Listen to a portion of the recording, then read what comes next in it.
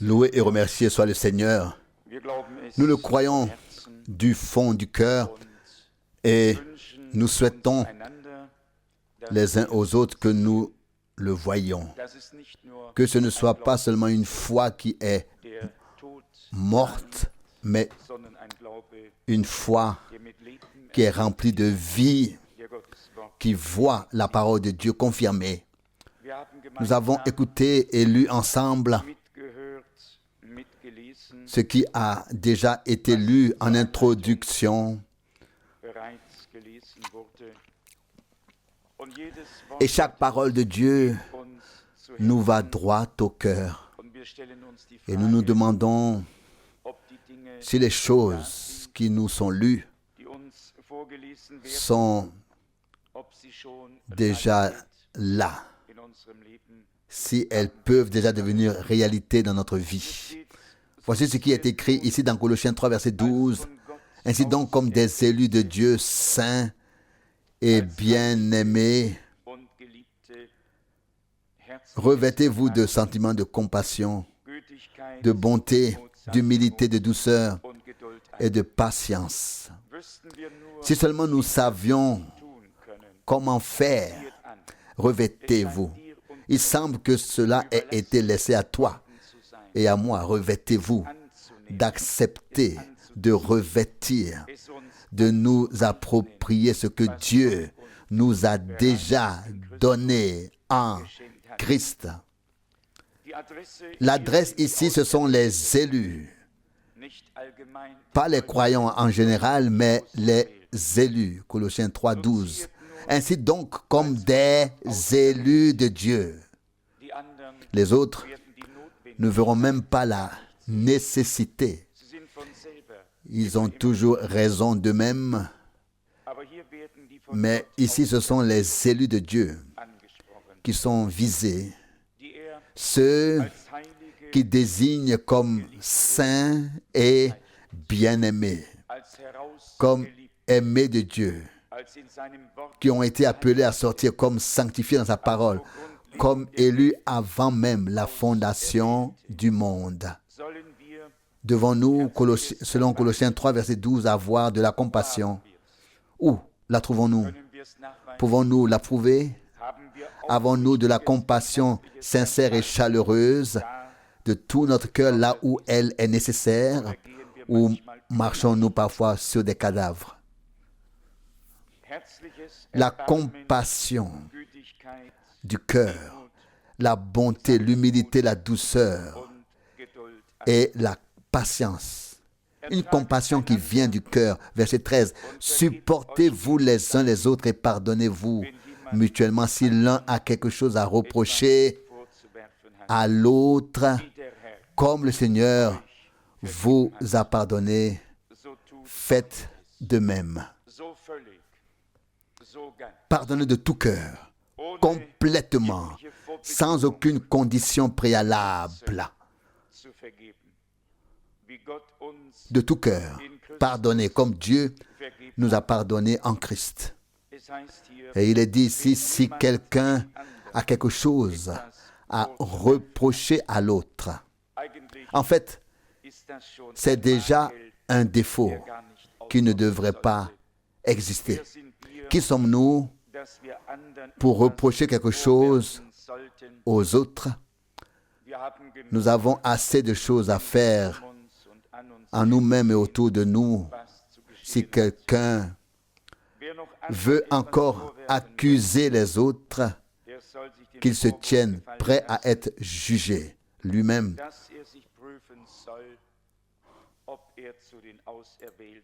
Et qui s'examine lui-même. Si se conduisant ainsi, il fait partie des élus. Car c'est ainsi qu'il est écrit. Qui peut accuser les élus de Dieu? Qui peut les accuser? Puisque Christ est là, qui a justifié, qui les a justifiés, divinement justifiés. Romains 8, verset 33. Qui veut accuser les élus de Dieu? C'est Dieu qui les justifie. Il ne te reste plus rien à justifier. Il ne nous reste plus qu'une chose à faire, accepter une fois pour toute cette justification absolue et divine dans la foi comme une réalité dans notre vie. Eh bien, nous avons souvent lu ces paroles, nous connaissons les Saintes Écritures, mais nous avons associé à cela le grand désir que cela puisse vraiment se manifester par grâce. Que l'état d'esprit de Jésus, les mêmes sentiments qu'avait Jésus, la nature de Jésus lui-même puisse être visible en nous, à travers nous, comme le chant d'un cantique, que Jésus soit lui, seul dans les paroles et dans tes paroles et dans ta nature. Que Jésus soit lu. Nous allons revenir au sujet d'hier soir, mais pour en revenir à ce passage, il faut au moins ajouter et lire 2 Pierre chapitre 1 verset 3. 2 Pierre chapitre 1 verset 3, car ce qui est demandé dans Colossiens nous a été donné ici dans 2 Pierre 1 verset 3. 2 Pierre chapitre 1 verset 3.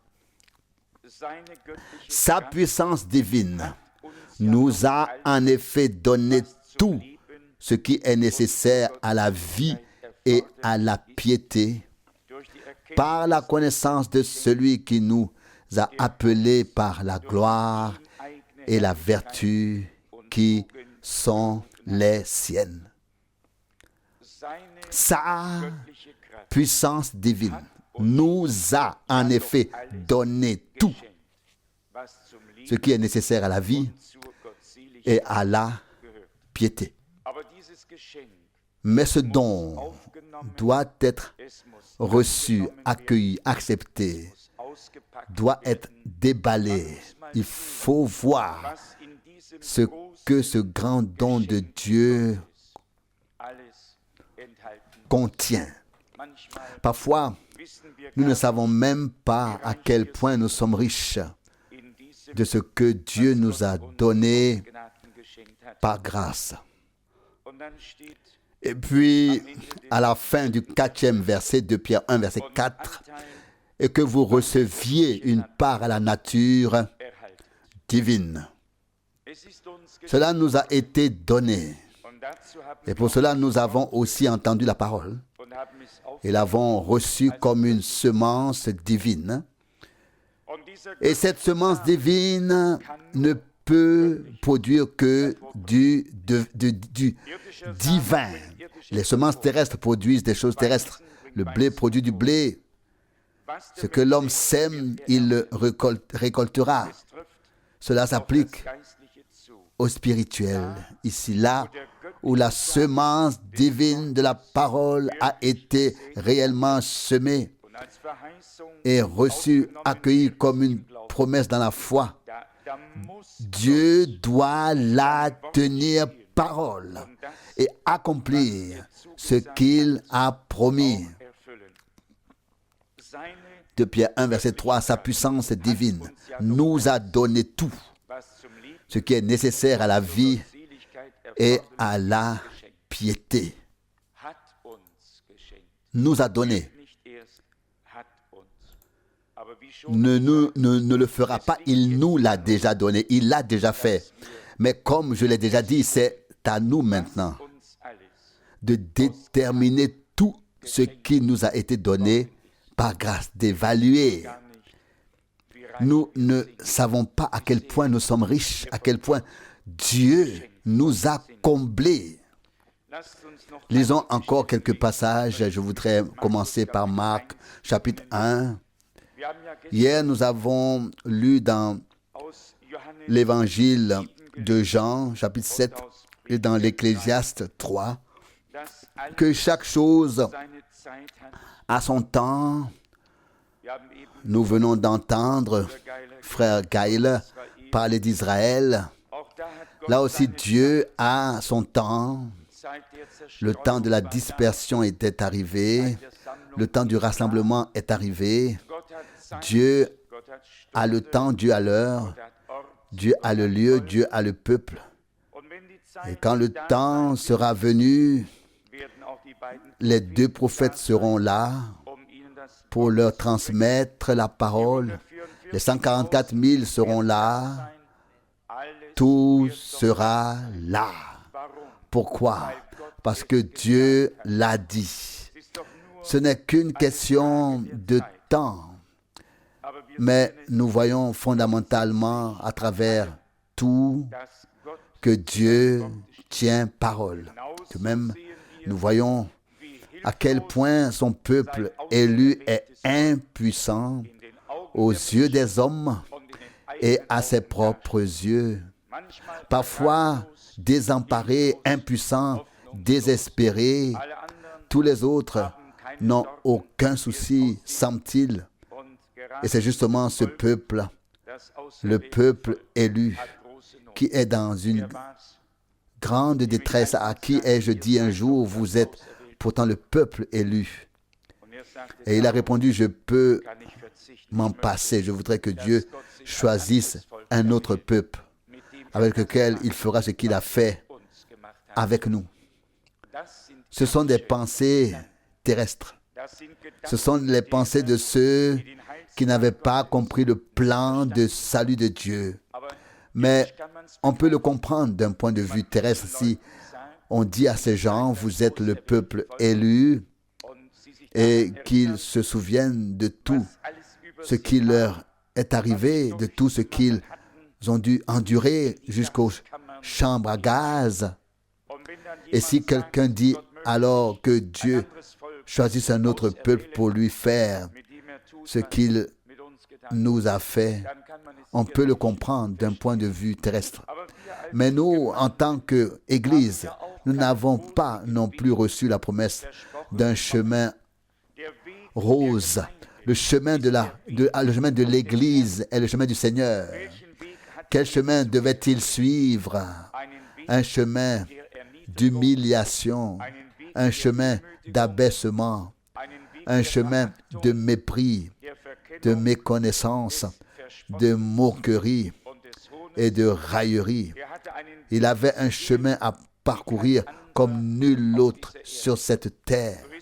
Il en est ainsi de son peuple jusqu'à aujourd'hui. Mais pour nous, la gloire se lève et ne s'arrêtera jamais. Et si nous avons vraiment la vie dure ici-bas, notre joie sera d'autant plus grande de savoir que tout cela est derrière nous et que nous ne pourrons plus nous souvenir des conditions passées, mais que nous serons auprès du Seigneur pour l'éternité. Je voudrais lire les versets 14 et 15 du premier chapitre de l'Évangile de Marc. Marc, chapitre 1, versets 14 et 15. Après que Jean eut été emprisonné, Jésus se rendit en Galilée et il proclama le message du salut de Dieu. En verset 15, en disant, le temps est accompli et le royaume de Dieu est proche. Répentez-vous et croyez au message du salut. Luther traduit ici par croyez à l'évangile. L'évangile est le message du salut, est le message joyeux et libérateur de Dieu qui nous a été adressé. Ici, je veux revenir sur la pensée d'hier soir, de cette pensée lorsque le temps était accompli. L'heure était venue. Le Seigneur a laissé passer des années. À 12 ans, il est entré dans le temple. Et maintenant, il en avait 30 quand il est entré, quand son heure était venue, quand il a apparu, quand il s'est fait baptiser et qu'avec toutes les autres foules, il s'est placé au milieu des pécheurs et est entré dans le Jourdain. Car qui est entré dans le Jourdain? Tous ceux qui ont confessé leurs péchés, qui ont accepté la parole, ils y sont entrés et se sont fait baptiser. Jésus se place au milieu d'eux et dit ce qui suit. Il nous faut donc accomplir toute justice. Laisse faire pour cette foi. Matthieu 3, verset 15. Le prophète Ésaïe avait déjà dit qu'il serait compté parmi les malfaiteurs, parmi les gens sans loi. Ésaïe 53, verset 12. Il ne se place pas au-dessus de l'humanité déchue. Il se place au milieu de l'humanité déchue. Il a porté sa part du fardeau. Oui, il nous a tous portés. Il nous a rachetés. Mais ici, il nous est dit clairement dans Marc 1, verset 15, il a commencé à proclamer l'évangile de Dieu en disant, le temps est accompli. L'heure avait sonné, le temps est accompli. Le royaume de Dieu est proche.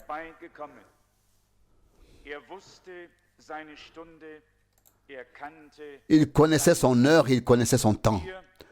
En tant qu'Église du Dieu vivant, nous trouvons grâce, nous avons trouvé grâce devant le Seigneur lorsque nous reconnaissons notre temps, lorsque nous reconnaissons ce que Dieu fait maintenant, ce qu'il a promis et qu'il accomplit à notre époque. Maintenant, Jésus se rendit en Galilée et il proclama là-bas l'évangile de Dieu en disant, le temps est accompli et le royaume de Dieu est proche. C'est ainsi que notre Seigneur commença à proclamer l'évangile. Le temps est accompli. L'heure est venue. Que fit-il dans la synagogue de Capernaum? Il prit le rouleau du prophète Ésaïe, en lut le chapitre 61 et dit, aujourd'hui cette parole de l'Écriture est accomplie devant vous. Luc 4, verset 21. Il l'a souligné à maintes reprises, tout comme les prophètes et les hommes de Dieu l'ont fait aussi. Mais allons plus loin. Non seulement son temps était venu, mais aussi celui de ses disciples. Permettez-moi de lire les versets 16 et 17 de l'évangile de Marc, au chapitre 1. Marc 1, verset 16 maintenant. Comme Jésus marchait sur le bord de la mer de Galilée, il vit Simon et André, le frère de Simon, qui jetaient un filet dans la mer, car ils étaient pêcheurs. Verset 17, Jésus leur dit, venez, suivez-moi, et je vous ferai pêcheurs d'hommes. Verset 18, aussitôt, laissant leur filet, ils le suivirent. Je voudrais souligner ici la pensée suivante. Quand l'heure de Dieu sonne, l'heure du peuple de Dieu sonne aussi. Le Seigneur a commencé. Oui, comment a-t-il commencé? Avait-il quelque chose à dire au vent? Non, ce sont des hommes qu'il a interpellés. C'est là qu'il les a trouvés. Ils ont alors jeté leur filet au moment où le temps de Dieu est venu et où le Seigneur commence à placer la parole sur le chandelier. Alors, l'heure est également venue pour l'Église. Il en a toujours été ainsi. Revenons aux prophètes, aux réformateurs, remontons dans le temps, dans les âges. Chaque fois que l'heure de Dieu sonne, l'heure du peuple de Dieu sonne aussi. Car sans nous, Dieu ne peut pas accomplir son œuvre. Il a inclus l'humanité dans cette grande œuvre universelle. Nous faisons partie intégrante du plan de Dieu. Cela m'a paru immense. Le temps de Jésus était là. Et avec lui, le temps des disciples aussi. Ils ont été appelés les uns après les autres, ont tout laissé tomber et ont suivi le Seigneur. Il en va de même pour cette génération. Avec l'heure de Dieu, ton heure et la mienne ont sonné. Ton enseignement et le mien sont liés au message de Dieu. Depuis le début, le peuple de Dieu a été lié à tout ce que Dieu fait.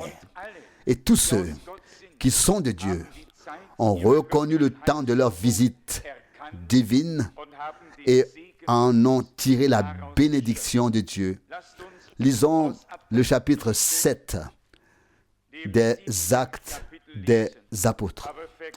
Mais n'oubliez pas cette pensée. Au moment où Dieu commence à agir, quand son temps est venu, le temps de l'Église est également là. Et en termes clairs, ton temps et mon temps. L'heure de Dieu est l'heure de son peuple. Sa parole devient notre parole que nous avons reçue dans la foi et les promesses qu'il a faites s'accomplissent. Actes des Apôtres 7, verset 17. Actes des Apôtres 7, verset 17. Mais le temps approchait où devait s'accomplir la promesse que Dieu avait faite à Abraham. Seulement dans cette mesure, ici ce verset. Plus le temps approchait,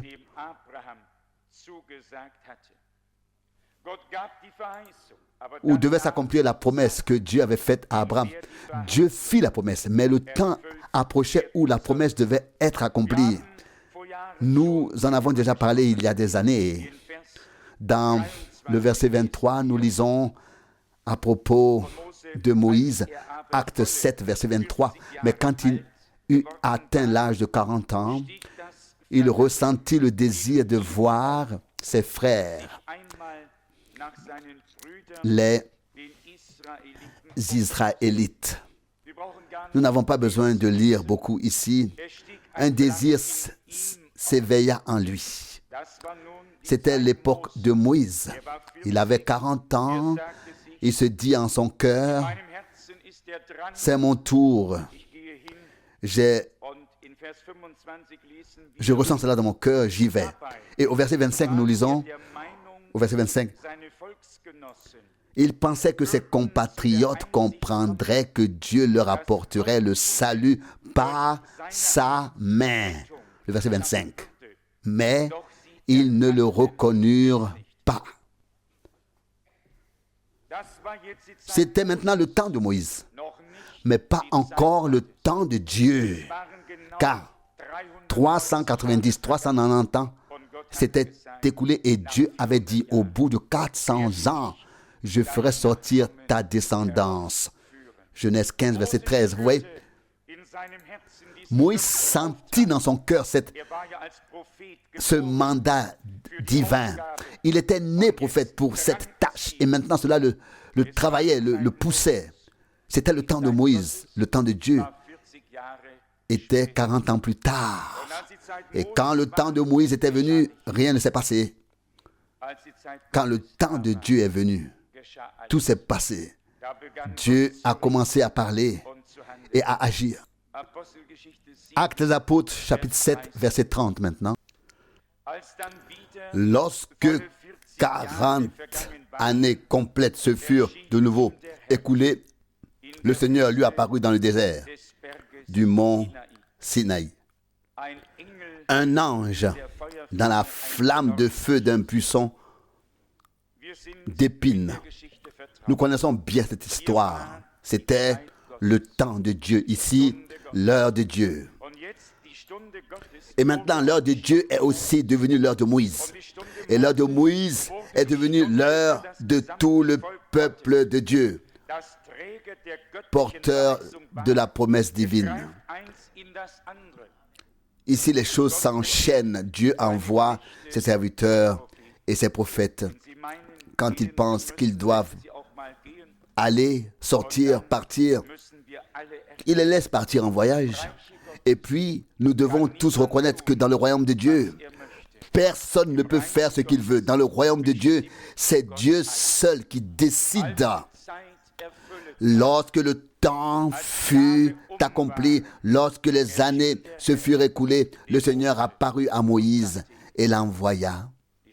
L'heure de Dieu devint l'heure de Moïse. L'heure de Moïse devint l'heure du peuple d'Israël. Ainsi, nous voyons un plan merveilleux, un plan glorieux de Dieu avec l'humanité, avec l'Église. Et pour moi, cela signifie quelque chose de très grand.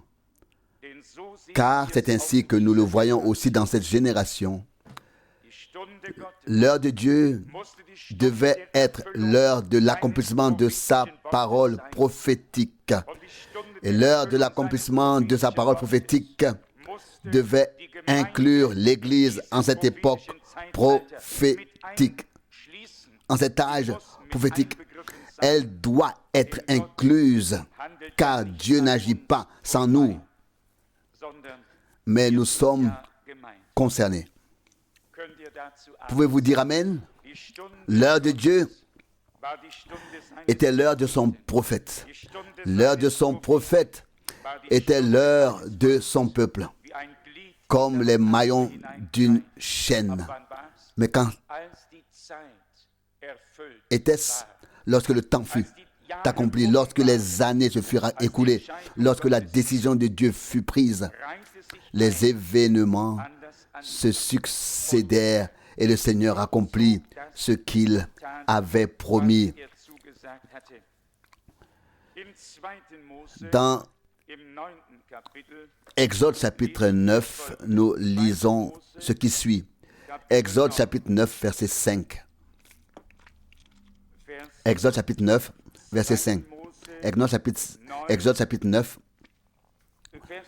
verset 5.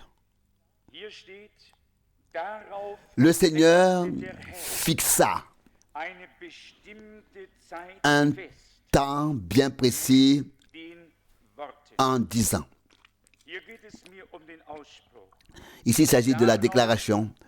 Pour moi, le Seigneur a fixé un temps déterminé. Il y avait et il y a encore aujourd'hui des gens qui fixent un temps. Mais ce n'est pas à cela que Dieu nous a destinés. Le Tout-Puissant seul peut fixer le temps. Il est même écrit, même le Fils ne connaît pas le jour ni l'heure, mais le Père seul. Pas en tant que prophète ou fils de l'homme, mais uniquement en tant que divinité. Combien de personnes ont déjà fixé une date pour que cela se produise? Et cela ne s'est jamais produit comme elles s'y attendaient. Tout se passe toujours différemment. Nous pouvons faire des calculs, nous pouvons imaginer une chose. Et tout semble toujours parfait. Nos calculs sont toujours justes. Nos imaginations sont toujours justes, mais cela ne fonctionne jamais. Cela n'arrive jamais. Mais à nos yeux ou aux yeux des gens, tout est juste. Non. C'est Dieu qui fixe les temps. Et pas seulement les temps, mais aussi ce qui doit se produire à des moments précis. Les gens veulent faire ceci, cela ou encore autre chose. Regardons la situation actuelle. Tout le monde veut quelque chose, veut faire quelque chose. Tout le monde a de bonnes intentions et tout le monde voit les choses correctement. Mais lorsque l'heure de Dieu viendra, et nous l'attendons, nous ne la déterminerons pas. Mais nous voulons, comme autrefois, avec le Seigneur, que son heure soit notre heure, que son temps soit notre temps, que son chemin soit notre chemin, que sa volonté soit notre volonté, que sa parole soit notre parole, que son plan soit notre plan, afin que tout puisse se dérouler harmonieusement ensemble et en interaction. J'aime cette citation. Le Seigneur fixa un temps précis. Exode 9, verset 5. Je voudrais en fait dire Alléluia. Alléluia. Le Seigneur fixe. Le Seigneur détermine. Le Seigneur décide. Nous devons tous seulement nous laisser conduire spirituellement, guidés spirituellement par le temps. Actes des Apôtres 7. Maintenant, du verset 23 au verset 25. Actes des Apôtres 7 au verset 23. Encore une fois pour souligner cela. Actes des Apôtres 7, verset 23. Mais quand il eut atteint l'âge de 40 ans, le désir s'éveilla en lui. Aucune révélation. Le temps n'était pas encore venu. L'ordre lui avait été adressé, mais l'heure n'était pas encore venue pour exécuter le mandat. Le temps n'était pas encore venu. Mais malgré tout, le désir monta dans son cœur de se tourner vers ses frères, les Israélites. Je crois qu'il n'y a pas d'homme de Dieu qui a un appel, qui a un ministère, qui a un mandat, dont le cœur ne brûlerait pas, qui ne veuille pas partir parce qu'il doit partir. Vous voyez, je l'ai dit exprès, qui doit partir. Il n'y a personne qui veut. Il n'y a personne qui veuille partir. Il faut partir. Mais si le moment n'est pas venu, que faire? Alors nous faisons comme Moïse ou d'autres l'ont fait, ou comme Abraham qui ne pouvait pas attendre la naissance d'Isaac. Que se passe-t-il alors? Nous faisons alors nos propres propositions à Dieu. Et nous savons tout ce qui se passe ensuite. Nous pouvons tout au plus retarder le processus, mais pas l'accélérer. Dieu a un plan et il le met en œuvre. Il a un temps pour révéler sa parole. Il a un temps où elle sera portée dans le monde entier. Mais alors je vous le demande, que peut faire le semeur d'autre que de semer la semence et d'attendre ensuite que Dieu lui donne une croissance saine, que la tige sorte et que les épis arrivent et que le blé plein entre dans les épis. Aucun homme de Dieu ne peut y contribuer. La parole de Dieu a en elle la puissance de Dieu, la force de Dieu pour faire naître la vie divine et la porter à pleine maturité en chacun. Comment peut-on y contribuer? Demandez à un agriculteur quand vous semez le blé ce qu'il peut faire. Cela ne dépend que de Dieu, cela ne dépend que de Dieu. Dieu seul peut donner la pluie, Dieu seul peut donner le soleil, Dieu seul donne la croissance. Le fermier qui sème le blé n'a absolument aucune influence sur ce qui se passe à partir de ce moment-là. N'est-ce pas? Que veut-il faire? Que veut-il faire? S'inquiéter? Passer des nuits blanches? Cela ne change absolument rien.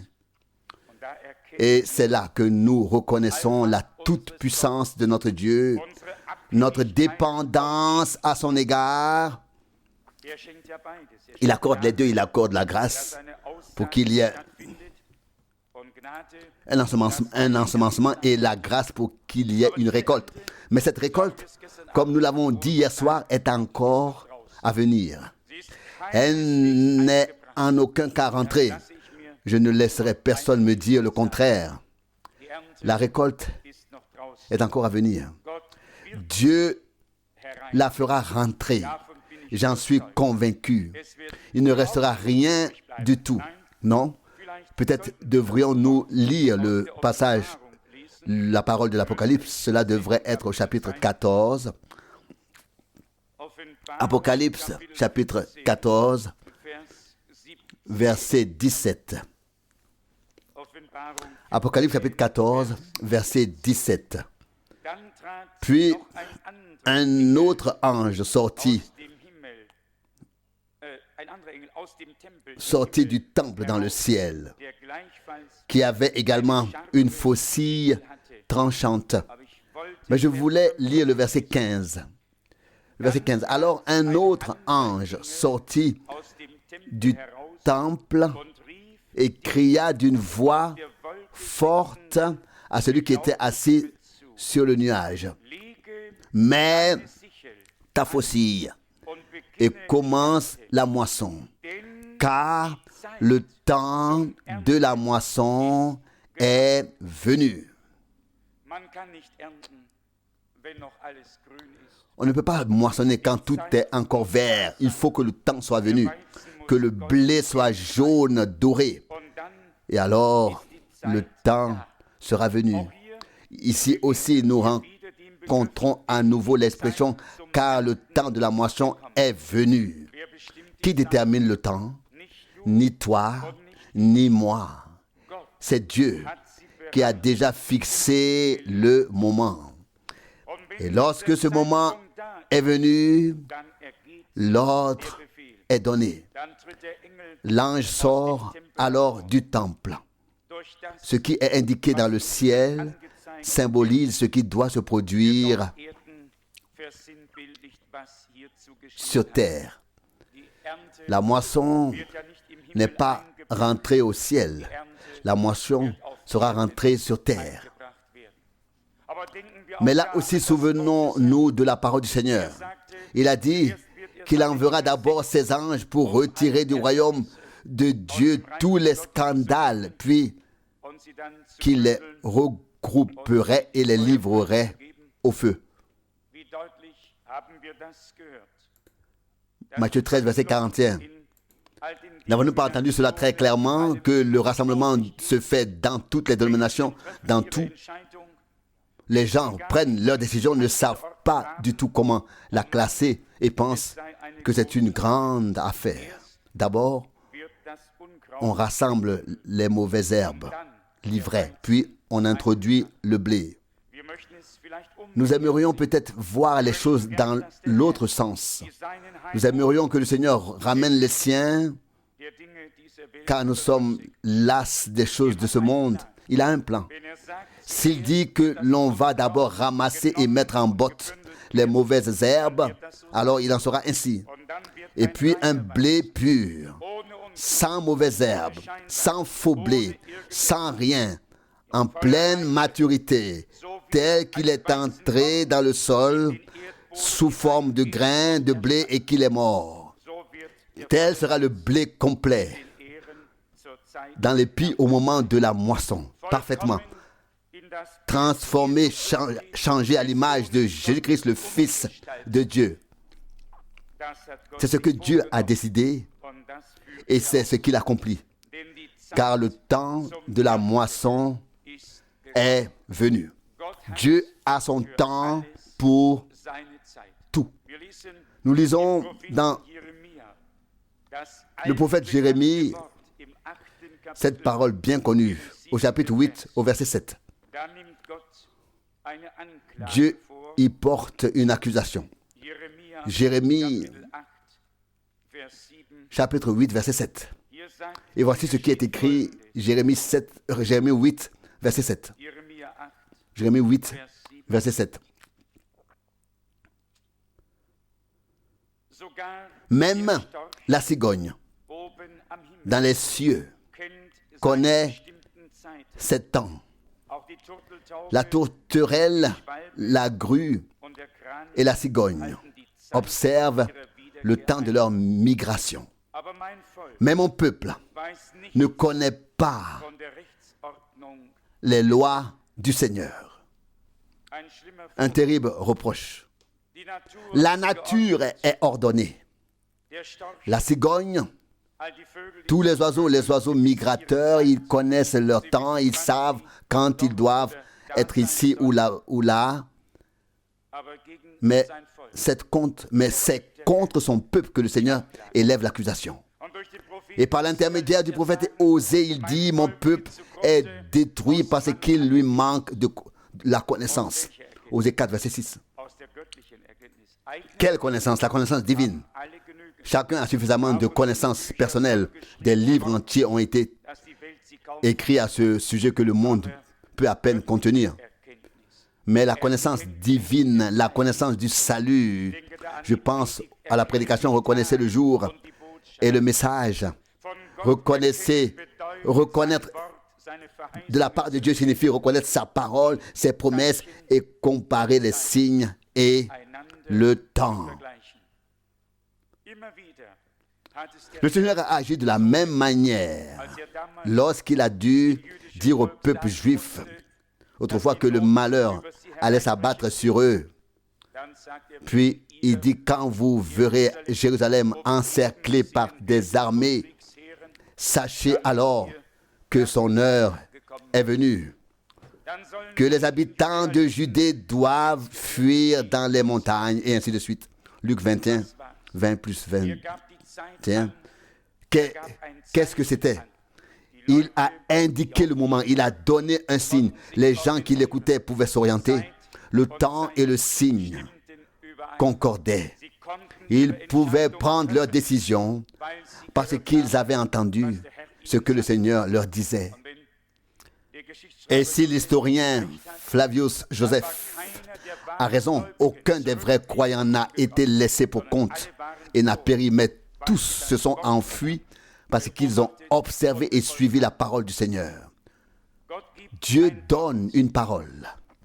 Il veille sur le temps, il veille aussi à ce que nous le reconnaissions et que nous puissions lire les signes des temps.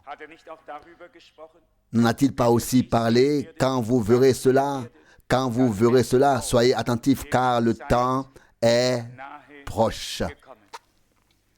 Ce week-end, nous devons comprendre que Dieu a fixé le temps et l'heure pour tout. Pour tout. Comme nous l'avons lu hier soir, la naissance et la mort ont leur temps. Ecclésiaste 3:1. Les pleurs et les rires, la joie et le chagrin, tout a son temps. Mais Dieu aussi a eu son temps avec son peuple et chaque fois que quelque chose devait arriver, il l'a révélé afin que tous ceux qui ont trouvé grâce devant Dieu puissent reconnaître en temps voulu dans leur temps ce que Dieu a fait. La cigogne connaît son temps. Ailleurs, le Seigneur dit par l'intermédiaire du prophète, le bœuf connaît la crèche de son maître. Ésaïe 1, verset 3. Ici, il dit, l'hirondelle, la cigogne, la grue, la tourterelle, toutes sont au courant. Elles savent exactement quand ça commence, quand elles doivent partir, quand est-ce qu'elles doivent revenir. Jérémie 8, verset 7. Ils ont installé des radars, volent avec une précision qu'aucune invention humaine ne pourrait égaler. Et Dieu porte plainte et il dit, mais mon peuple ne connaît pas son temps. Ésaïe 1:3. Lorsque le Seigneur regarda Jérusalem et pleura, il dit, oh, si tu avais connu le temps où tu as été visité par la paix. Luc 19:42. Le temps qui contribue à ta paix. Mais tu ne l'as pas reconnu. Il s'agit toujours dans le royaume de Dieu de recevoir d'abord les promesses données par l'Esprit, puis de croire et enfin d'attendre que Dieu les accomplisse. Lorsque Dieu commence à agir, non seulement à parler, mais à agir, alors ton heure et la mienne sont aussi venues. Comme lors de la première venue de Jésus, avec son heure, l'heure a sonné pour ses disciples, l'heure a sonné pour le peuple, l'heure a sonné pour tous ceux qui étaient prêts à entendre la parole de sa bouche. Il en est ainsi en ces jours. L'heure de Dieu est devenue mon heure et ton heure. Les promesses que Dieu a faites dans sa parole s'appliquent à moi et à toi. Et c'est là que l'élection est clairement mise en évidence. Dieu a fait des promesses à Abraham et à la postérité d'Abraham. Et toutes ces promesses s'appliquent aux croyants jusqu'à ce temps. Que dit le prophète Daniel au chapitre 12, verset 4? Il est dit: scelle les paroles et ce livre jusqu'au temps de la fin. Daniel 12, verset 4. Nous pouvons explorer encore et encore l'ensemble des Saintes Écritures. Lisons l'autre chapitre du prophète Daniel. Il dit: au temps de ces royaumes, Dieu fera surgir un royaume qui durera pour toujours. Daniel 2, verset 44. Il y a toujours certaines promesses, puis il y a des circonstances qui sont décrites. Tout doit s'emboîter. Daniel a parlé de la bête, de la puissance mondiale, des 7 têtes, des 10 cornes. C'est le temps dans lequel nous vivons maintenant et les choses se passent toutes comme Dieu les a dites dans sa parole. Puis vient la belle petite phrase: les sages y prêteront attention. Daniel 12, verset 10. Alléluia. Alléluia. Les sages à qui Dieu a donné la capacité de comprendre les choses divines et spirituelles. Il y a des gens très intelligents qui s'y connaissent dans tous les domaines. Mais Dieu veut nous ouvrir l'intelligence pour les Écritures. C'est ce que le Seigneur a fait autrefois. C'est ce qu'il fait aujourd'hui. Pourquoi leur a-t-il ouvert l'intelligence, le sens des Écritures?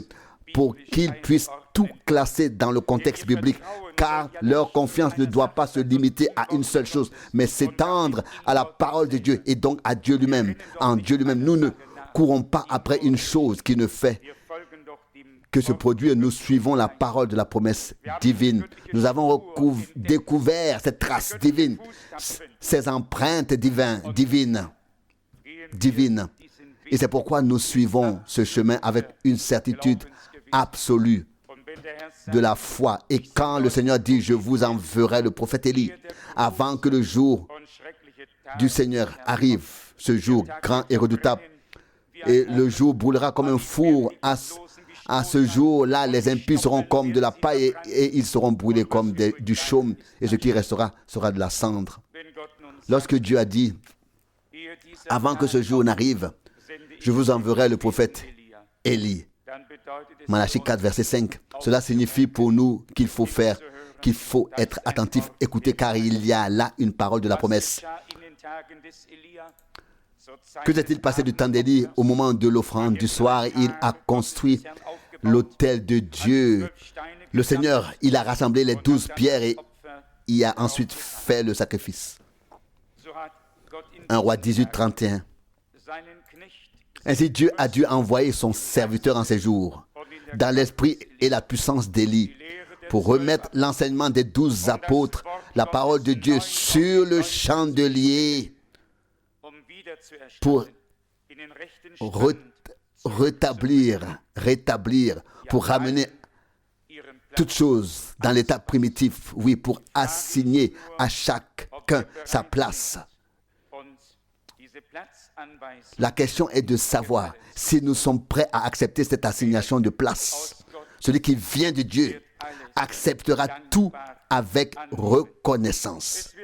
Il n'y aura pas de résistance intérieure ni de contradiction. Au contraire, il y aura un consentement, une approbation intérieure. Et si nous ne faisons rien de spécial ces jours-ci, ou si nous ne mettons pas en place un programme spécial, c'est certainement pour une raison. Nous voulons attendre l'heure de Dieu. Chacun peut faire quelque chose. On peut rassembler des gens, mais nous voulons que Dieu soit de la partie, soit dans la chose en ce moment-là. Le Seigneur est apparu, son heure était venue. Il a vu le premier, il a vu le second. Il a commencé à appeler. Et ils l'ont suivi. Et en un rien de temps, une grande foule l'a suivi. Quand l'heure de Dieu sonne, les hommes sont là. On n'a pas besoin de les supplier. Un appel, une prédication, et ils écoutent. Ils sont touchés, ils sont saisis. C'est l'appel de Dieu dans leur vie. Et parce que c'est l'appel de Dieu, ils écoutent et suivent le Seigneur. Sinon, nous devons donner des cours de rattrapage et ça ne marche pas de toute façon. Que chantent nos chers Suisses? Dieu est toujours à l'œuvre et tout lui est soumis. Peu importe l'apparence, nous ne regardons pas le visible, mais l'invisible. Et l'invisible qui s'est manifesté de manière visible. Dieu n'a pas besoin de prouver à qui que ce soit qu'il est vivant. Il a déjà prouvé qu'il l'était. La création en est la plus belle preuve. La semaine dernière, j'ai reçu la visite surprise d'un cher docteur de Düsseldorf, dont la sœur habite près de Heidelberg. Et elle voulait m'envoyer des fortifiants. Et elle a demandé à son frère de Düsseldorf de me les apporter. Mais elle pensait qu'une conversation pourrait en découler. Et j'ai vu pour la première fois depuis longtemps à quel point il est difficile pour les gens de croire avec leur cœur et comme des enfants. Et là, nous devons décider si nous voulons croire aux preuves scientifiques qui n'ont pourtant jamais été prouvées, ou si nous pouvons croire au simple récit de la création tel qu'il est écrit. Et il a dit avec bienveillance, vous êtes assez naïf pour croire cela ainsi. Et j'ai dit, vous ne pouvez pas nous prouver une seule théorie parmi toutes celles qui ont été avancées. Mais c'est une révélation de Dieu. C'est une révélation de Dieu. Et celui à qui Dieu ne se révèle pas, ne voit pas non plus, même avec les yeux ouverts. Mais si les gens se rendaient compte que la vie doit bien venir de quelque part, qui l'a créée? À quoi ressemble-t-elle? Où se trouve ta vie? Où se trouve ta vie? Où se trouve ta vie ou la mienne? Où se trouve la vie? Dans un grain de blé? Où? Quand les gens disent qu'il y avait une cellule primitive, c'est une affirmation, mais la question est, oui, mais qui l'a créée? Qui l'a faite? D'où vient-elle? Quand quelqu'un dit que c'est dû à une explosion, je montre toujours avec tristesse les décombres de la Seconde Guerre mondiale. Je sais ce qu'une explosion laisse derrière elle. Et maintenant, quand nous suivons les attentats terroristes, nous savons exactement ce qu'il en reste. Lorsqu'une explosion se produit dans l'air, tout explose. Et tout finit même dans la mer. Non, nous croyons ce que Dieu a dit du début à la fin. Aucune théorie ne se confirmera jamais, mais la parole de Dieu s'est confirmée année par année. Il y aura des semailles et des récoltes, un été et un hiver, du gel et de la chaleur, etc. Genèse 8, verset 22. Revenons à cette parole que nous méditons. Dieu a un temps pour tout. Et s'il nous accorde la grâce d'attendre ce temps, de le reconnaître et de découvrir, grâce à sa parole, ce qu'il avait prévu de faire pendant un temps. Aujourd'hui, nous pouvons regarder en arrière et voir ce que Dieu a fait au temps d'Abraham, de Noé ou de Moïse, au temps d'Élie. Mais maintenant, notre temps est venu. Heureux celui qui, par la parole de Dieu, a reconnu et peut voir ce que Dieu a promis et qui en même temps croit qu'il l'accomplira et peut même en revendiquer la réalisation pour lui-même. Tout ce que Dieu fait doit passer par des hommes qui croient en lui. Aujourd'hui, toi et moi, nous sommes mis au défi dans notre foi. Mais nous pouvons croire Dieu.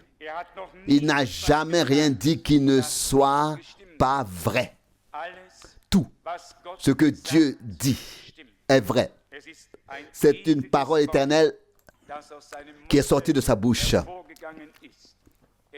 Elle ne reviendra pas à vide, sans effet, et ne reviendra pas non plus à vide, mais accomplira ce pourquoi Dieu l'a envoyé. Dans Jean 7, le Seigneur dit, « Mon heure, mon temps n'est pas encore venu. Allez seulement à la fête. » Jean 7, verset 6. Puis vint son temps et son heure. Et alors les paroles de Dieu sortirent de sa bouche. Et il y avait des gens pour les entendre. Croyez-moi, quand Dieu parle, il y a toujours des gens pour écouter. Même si le plus stupide parle, il y a des gens pour l'écouter, n'est-ce pas? Ne devrait-il pas y avoir des gens prêts à écouter quand le Dieu Tout-Puissant parle? De nos jours, on écoute de tout et n'importe quoi. Mais Dieu a des gens qui ne veulent pas seulement entendre quelque chose, mais qui veulent l'entendre. Lui, qui portent dans leur cœur le désir d'entendre sa voix. Et sa voix est toujours sa parole. Tout comme ma parole est ma voix. Et ma voix est ma parole. La voix de Dieu est toujours sa parole, précieuse et sainte. Il a parlé, il a fait des promesses. Tout ce qu'il a dit s'est réalisé. Comme nous l'avons suffisamment souligné, sa naissance, sa vie, son ministère, son action, sa souffrance, sa mort, son enterrement, sa résurrection, son ascension, sa montée au ciel, tout s'est passé selon la parole de Dieu. Pour tout le moment est venu, pour tout l'heure est venue. En un instant, le Seigneur dit, celui qui a trempé avec moi dans le plat, c'est celui qui va me trahir. Marc 14, 20. David avait déjà déclaré par l'Esprit que cela arriverait et que sa demeure resterait déserte. Tout devait s'accomplir. Chaque parole de Dieu, jusque dans les moindres détails. Même, ils m'ont donné du vinaigre à boire. C'était écrit.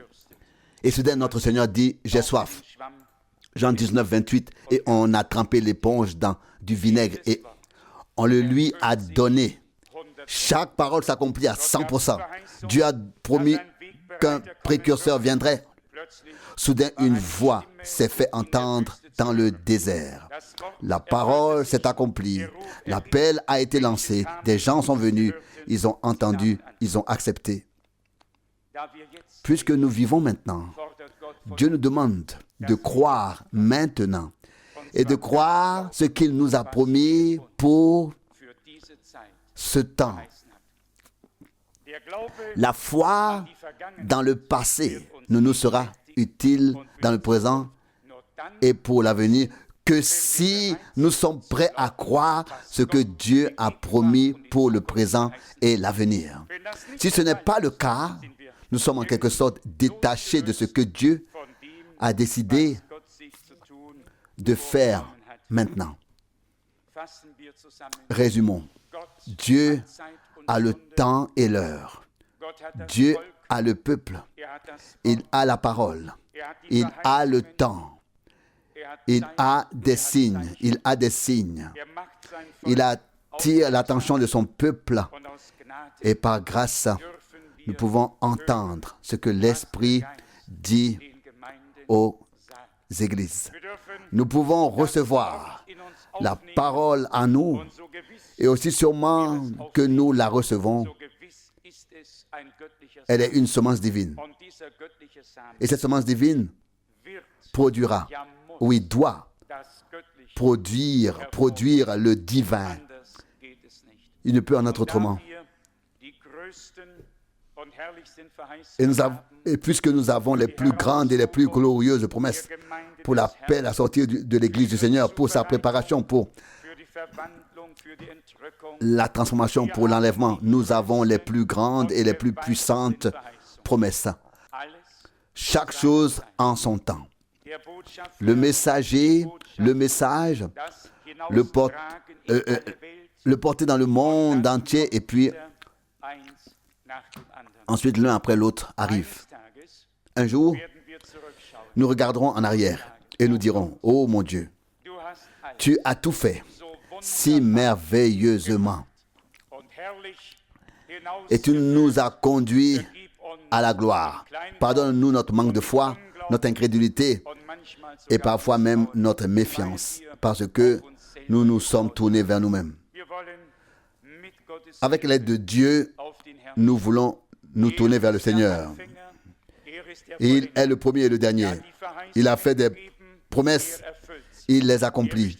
Il détermine le temps et l'heure et il nous a destinés à prendre part à ce qu'il fait maintenant. Et cela signifie beaucoup pour moi. Car à quoi cela nous servirait-il de savoir que Dieu a eu de grands hommes et qu'il a fait beaucoup de choses s'il n'avait pas fait de grandes choses et beaucoup en nous. J'ose dire que Dieu a fait de grandes choses pour nous. Soyons reconnaissants. Réjouissons-nous et rendons-lui gloire, car nous avons parcouru la dernière étape de ce chemin de foi. Et c'est le même Dieu qui a agi à toutes les autres époques, qui agit aussi de nos jours. Et quand il commence, personne ne peut s'y opposer. Alors les gens sont interpellés. Ils savent qu'ils sont visés. Il les appelle par leur nom. Ils se lèvent, le suivent, le servent, le croient et sont sur le chemin qui mène à la gloire. Je suis reconnaissant que le Seigneur ait fixé un temps pour tout, y compris la fin des temps. Et nous y reviendrons, si Dieu le veut, cet après-midi. Dieu a déjà fixé dans sa parole la fin des temps et ce qui devait s'y passer. Et tout se passe comme il l'a dit.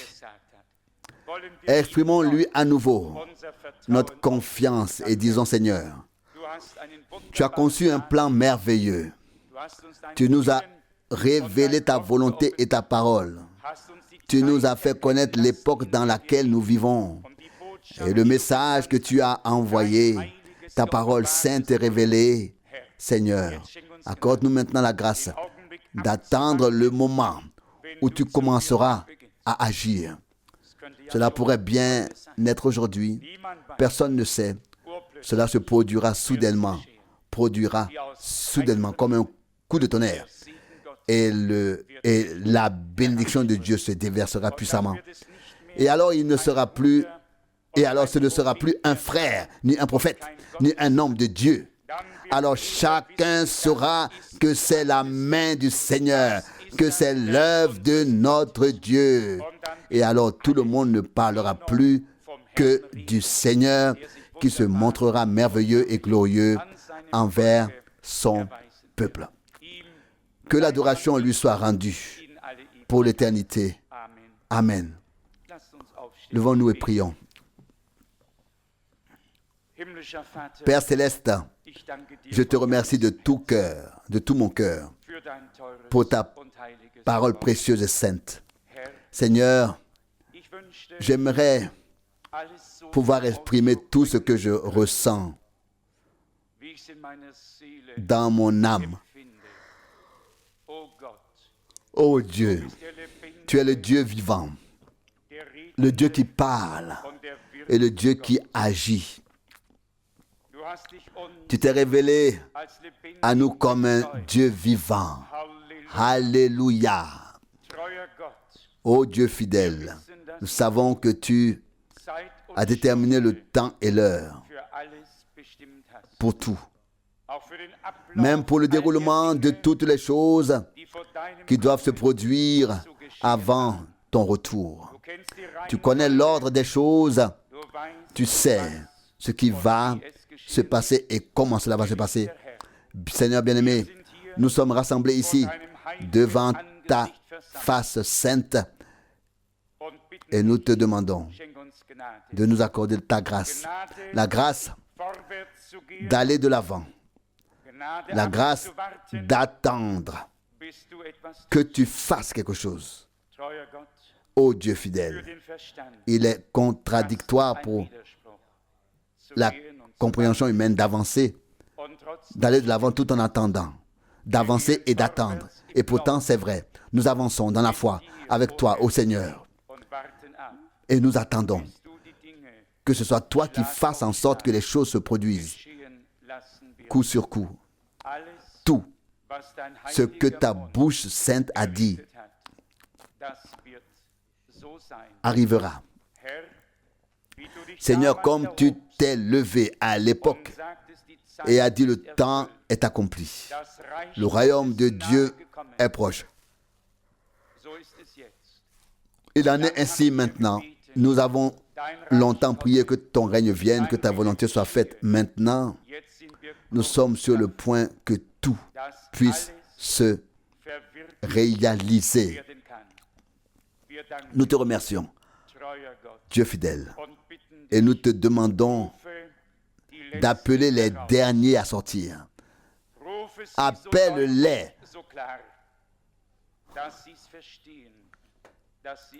si clairement, si distinctement qu'ils comprennent et qu'ils disent intérieurement oui. Croire en toi et te suivre. Bénis avec nous ton peuple tout entier qui t'adore. Bénis ton peuple Israël. Seigneur bien-aimé, nous devons admettre, nous aussi, que nous ne comprenons pas tout, mais tu es saint et juste dans toutes tes actions. Et nous te demandons d'avoir pitié de nous, car nous ne comprenons pas nos propres voies et décisions. Mais nous pouvons confesser une chose. Nous comprenons tes décisions et les chemins que tu empruntes avec nous. Seigneur bien-aimé, que nos chemins et nos décisions mènent à tes chemins et à tes décisions. Aboutissent dans tes chemins et dans tes décisions. Que ta volonté se réalise dans nos vies pour la gloire et la louange de ton nom. Car le temps est venu. Tu vas te lever. Tu vas confirmer ta parole. Tu vas répandre ton esprit. Seigneur, je te remercie d'être présent maintenant aussi. Alléluia. Ta parole est certaine. Tes promesses s'accompliront. Seigneur fidèle, nous te louons et nous t'adorons, car nous reconnaissons l'époque dans laquelle nous vivons et ce que tu as promis de faire. Tu l'as dit à Abraham, comment pourrais-je cacher ce que je vais faire? Tu révèles ton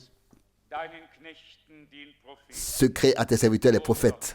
Ô Dieu, tu l'as fait aussi dans cette génération. Nous nous prosternons dans la poussière et les cendres et nous t'adorons au nom saint de Jésus. Alléluia. Amen.